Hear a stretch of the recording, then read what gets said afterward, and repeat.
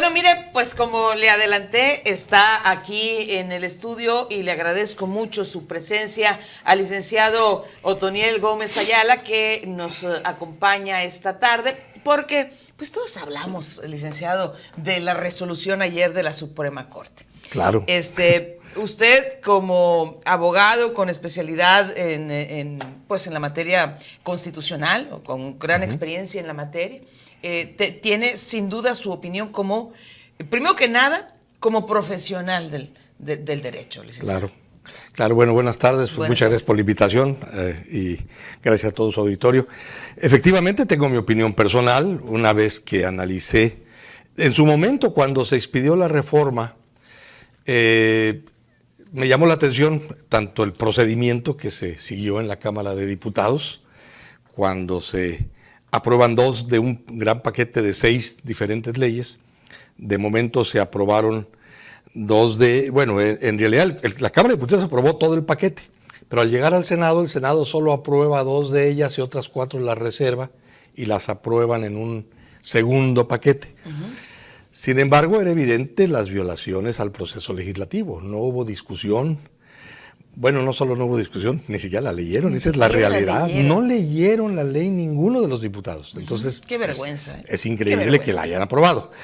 Yo además estudié el fondo de la reforma. Había muchísimos preceptos que violaban la Constitución. Es decir, ya normas, el contenido de las normas en particular de cada una de esas leyes, evidentemente no todas eran inconstitucionales, pero sí en cada una de ellas había varios preceptos que iban en contra de disposiciones de la Constitución.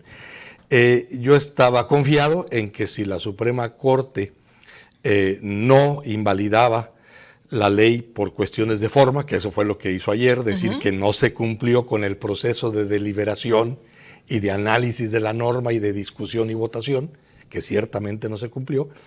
Yo también creí o estaba convencido de que si entraban a estudiar el fondo de la norma iba a haber una gran cantidad de preceptos que iban a ser declarados inconstitucionales porque son notoriamente contrarios a lo que establece la Constitución. Digamos que un aspecto de técnica legislativa no aplicado cuando se aprobó la ley, eso fue lo que llevó a la Suprema Corte a desechar la primera parte del Plan B.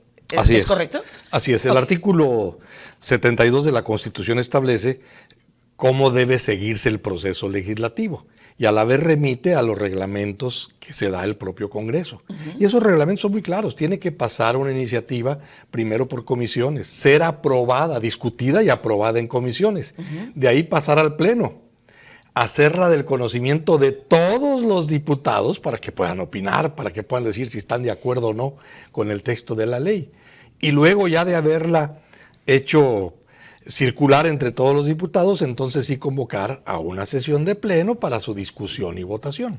Ahora, ¿qué contenía o qué contiene esta primera parte del Plan B que no pasa?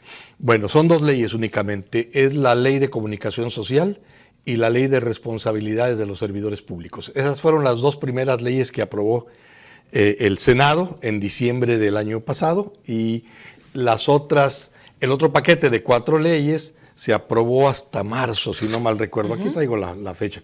Efectivamente, el primer decreto fue del 27 de diciembre del 22 y fueron esas 2 leyes, la Ley General de Comunicación Social y la Ley General de Responsabilidades Administrativas.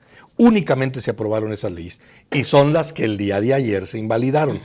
Únicamente se analizó, se analizaron, mejor dicho, las acciones de inconstitucionalidad de los ahora llamados partidos de oposición, que son PRI, PAN, PRD, Movimiento Ciudadano, de varios diputados del llamado Grupo Independiente, y eso fue lo que resolvió la Corte ayer. Está pendiente por resolver el otro decreto. El otro decreto que propiamente son las leyes electorales. Es la reforma a la Ley General de Instituciones y Procedimientos Electorales, la Ley General de Partidos Políticos, la Ley Orgánica del Poder Judicial de la Federación y se crea una nueva ley de sanciones y de delitos electorales. Esa es una nueva ley. Ese paquete que se envió todo se envió en su momento junto a la Cámara de Diputados. El Senado lo aprobó hasta marzo de este año y el decreto se publicó en el Diario Oficial de la Federación el 2 de marzo del 23.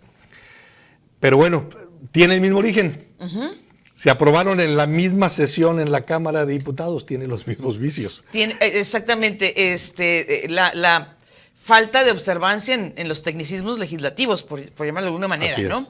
Entonces, ¿usted considera que por la víspera podemos sacar el día? Creo que sí, ¿Sí? creo que sí. La Corte, si no cambia su criterio, que no veo algún motivo que hubiera para ello, porque si yo escuché ayer toda la sesión, completita, la vi. Creo que los razonamientos de los señores ministros fueron clarísimos. Y en concreto lo que dicen, oye, un proceso legislativo, pues por algo está. Sí. Existe para respetar a las minorías. No porque tengas mayoría puedes violar la ley. Claro. Tienes que sujetarte al procedimiento que ustedes mismos se dieron, porque el propio Congreso creó ese procedimiento. Así es. Ahora, licenciado, se ha tachado mucho a la Corte de que pretende, o lo que hizo fue sustituir, suplantar al Poder Legislativo. No, por ¿Usted favor. lo interpreta así? No, claro que no, no. Esa es la función de la Suprema Corte. Quienes afirman eso, pues con todo respeto, o no conocen la Constitución o obran de mala fe. No hay más. Sí. Porque, bueno, ¿cuál es la función del Poder Judicial?